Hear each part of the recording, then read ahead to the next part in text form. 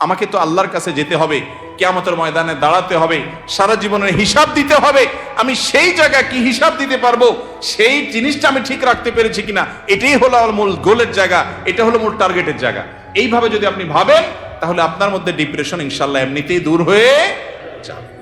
মোহতারাম হাজরিন, অতএব সম্পদ উপার্জন করেন, ব্যবসা বাণিজ্য করেন এবং জাগতিক কাজ করেন, এতে কোনো সমস্যা নাই, কিন্তু অন্তরে দুনিয়াকে নয় আল্লাহকে স্থান দেন। এবং এই স্থান দিতে গিয়ে আপনাকে স্যাক্রিফাইস করতে হবে। কি স্যাক্রিফাইস?